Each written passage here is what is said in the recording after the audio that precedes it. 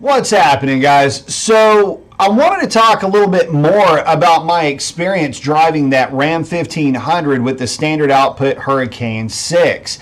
It seems like some folks were touched, I guess is the best way to put it, by my assessment and my driving experience. And to that, I was a bit confused. I didn't quite realize so many people were quite so passionate about that power plant in its place, I guess, as the replacement for the V8.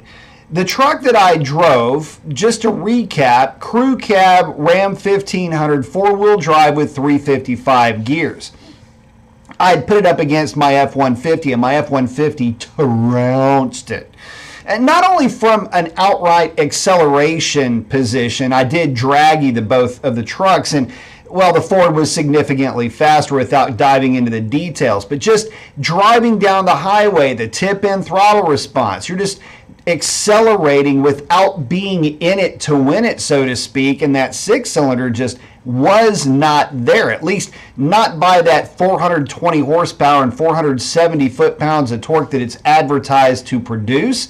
Well, it wasn't on display in my drive, and in my confusion of that, because keep in mind when I drove that Grand Wagoneer with the high output 500 plus horsepower 500 pound-foot of torque engine in a vehicle that weighed 6,500 pounds, I was left impressed. I thought that was one of the most enlightening driving experiences that I've had in a long time. The sheer acceleration, the responsiveness, but not just the acceleration from a dead stop wide open, but just tipping into the throttle. That engine was so much more responsive than what I had experienced in that truck. And so the more I got to thinking about it, the more I truly do believe that the truck that I drove must have either had a fairly bad tank of gas in it, meaning either the wrong octane, like it was filled up with 87 octane, and by the way, it had about half a tank of gas in it, but maybe it was 87 octane. I don't know, maybe, who knows what. The only thing I can really think of was maybe it was a fuel quality issue that was keeping that engine from producing peak power. And the more that I thought about that, the more that, well, I guess I have to say that I was a bit even more concerned about potentially purchasing that truck. See, one thing I did not mention, actually there's a few things I didn't mention in my first video.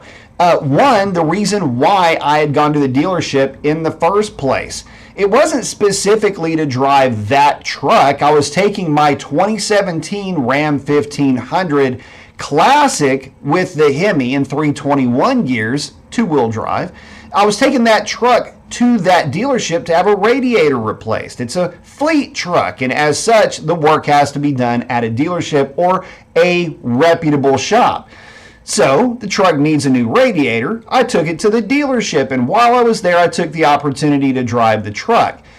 The reason why I even took my time, though, to drive the truck was because it's a considered purchase of mine. Don't get me wrong, love my Ford, but for the channel and for content, that Hurricane Inline 6 would be a good business investment. It would be an existing purchase. In other words, it would be a truck that I would buy along with my F-150. Put them together, race them, do some comparison contrast, whatever the case is. All the while knowing that tuning software hasn't been developed yet for the Hurricane. That operating system is simply not cracked yet.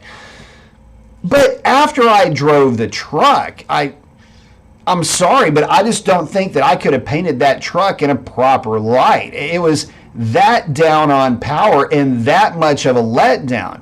I have a feeling, though, that maybe if I were to spend some time with one of those vehicles, literally fill the thing up with premium fuel, maybe then it would have acted a little bit differently. But that's a bit of an odd place to go mentally. I've driven the Coyotes before, right off the showroom floor, at least right off the lot. Those were filled with 87 octane, as were the other two EcoBoost trucks that I had driven, albeit time has separated me from that experience somewhat. I'm not entirely lost as far as how that experience impressed me. The 3.5 was instant torque and a little bit violent in some areas, if I'm being honest, and the 2.7 just felt like a strong small V8. Where the 3-liter Hurricane gave no impression of either one of those. Well, I take that back. Maybe of a strong small V8 once you were really in the throttle. But again, I digress. Speaking of being really in the throttle, the way that I launched that truck, I think there was one comment that I didn't spool up the turbos or whatever. Guys, there's only so much time in a video, but I did spool the turbos up. Actually, I brake torqued that truck to about 12 or 1300 RPM and then drilled it in 4 high. What more do I need to do? I mean, what scenario do I need to do to give that engine either all of the excuses or none of the excuses to go up against either a V8 or one of the other EcoBoost trucks? I don't know. I drove the truck, I dragged both of them, and the results are what they are. So in, I guess, the final analysis of my driving impressions of that truck, I feel like at least the way that that truck was presented by the dealership, if it does or did come from the factory with 87 octane, that is not the fuel you need to run in that truck to get any respectable power out of it. The V8 from Ford is going to act a lot peppier. And oh yeah, by the way, that 2017 Ram that I took to that same dealership to have the radiator replaced, 200,000 miles on the clock on that truck, and it felt peppier in all driving conditions than that Hurricane 6. Now, I know what your argument is. Well, it's a lighter weight truck, and it's that, guys, it doesn't matter. I've driven 392 geared Hemi variants of the truck that I drove, and it felt stronger, at least through mid-range.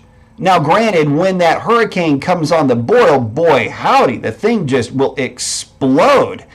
But it takes forever, it seems like, for that power to hit, and it feels more explosive because you're coming from nothing and then getting a lot of something.